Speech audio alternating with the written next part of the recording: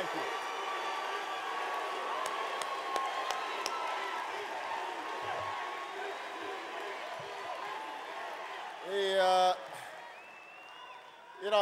I haven't been seeing John as much, so I forgot how good he is. What a wonderful speech. I am so grateful. I am so grateful for John Edwards for coming to Michigan tonight.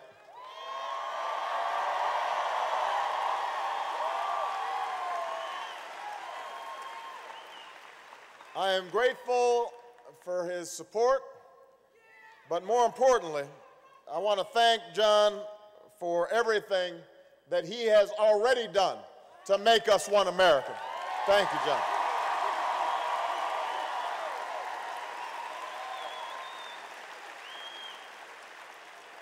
John, I also want to thank your wonderful wife, Elizabeth, for her courage and her resilience.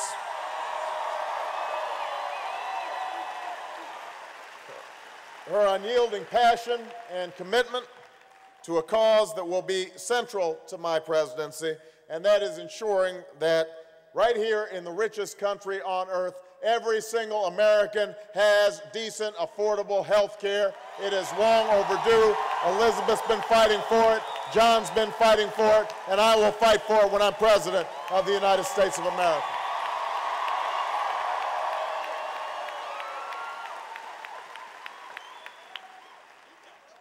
You know, at a time when our politics is too focused on what divides us and what distracts us, on who's up and who's down, who says what to who, John Edwards ran a campaign that made us all focus on what matters. The child in New Orleans who still sleeps in a trailer and goes to bed hungry at night. The auto worker in Detroit whose lifetime of labor has been rewarded with a pink slip and a dumped pension. The family sitting around the kitchen table who doesn't know how next week's paycheck will cover next month's bills. For too long, Washington has ignored their struggles. Their voices have fallen on deaf ears. For the last 8 years, they've been told, you've been told, that there's nothing that this country can do to help you. That the best we can do is keep giving more and more of those with the most and tell everyone else to fend for themselves. That's what George Bush has done for the last 8 years, and that's what John McCain is offering for the next 4. Well, John Edwards and I believe in a different America. Hillary Clinton believes in a different America. The Democratic Party believes in a different America. One America where we rise and fall together as one people. And that's why we are going to take Washington by storm this November.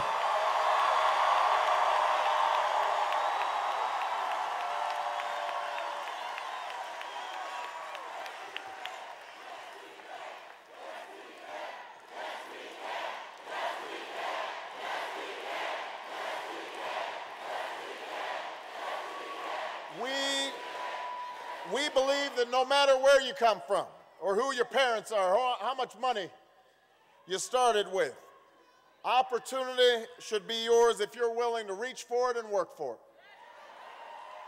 We believe that while there are few guarantees in life, you should be able to count on a job that pays the bills. Health care when you need it, so you're not bankrupt when you get sick. A pension when you retire. An education for your children, making sure that they can go to college even if you're not wealthy, so that they can fulfill their God-given potential. We believe that if you live in the United States of America and you work, you should not want. You should never be hungry. You should never be homeless. You should never face the threat of poverty, ever. That's what we believe as Democrats. That's what we're fighting for in this election.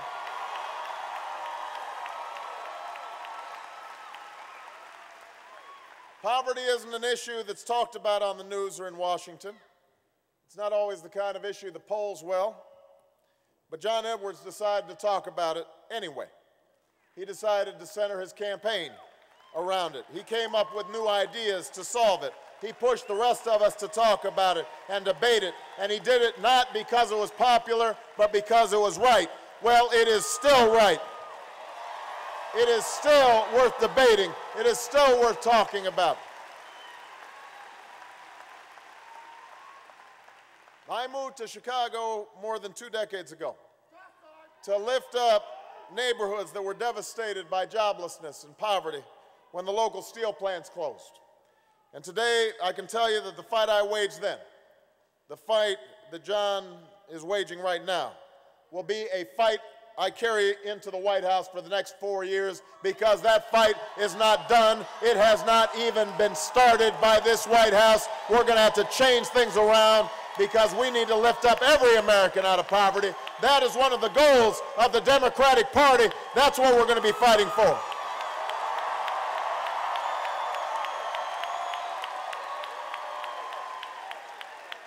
A few days ago, John announced that he'll be running a new campaign, a campaign to cut poverty in half over the next 10 years.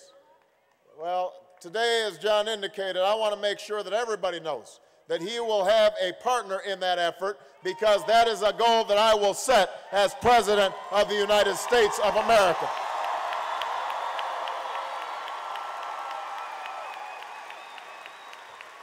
We can do this. We can do this. We can make it so that if you want to work, you can find work, and that if you do work, you'll never want. We can start by ending the tax breaks we give to companies that ship jobs overseas, and start giving them to companies that are investing in good jobs right here in the United States of America. We can create 5 million new green jobs if we invest in renewable energy. 2 million jobs that will put people to work, rebuilding our roads and our bridges, laying broadband lines to stitch the entire country together on the internet superhighway. And for those who have trouble finding work, we can invest in transitional job programs that give people a weekly paycheck and the skills they need to find a permanent job. We can do those things.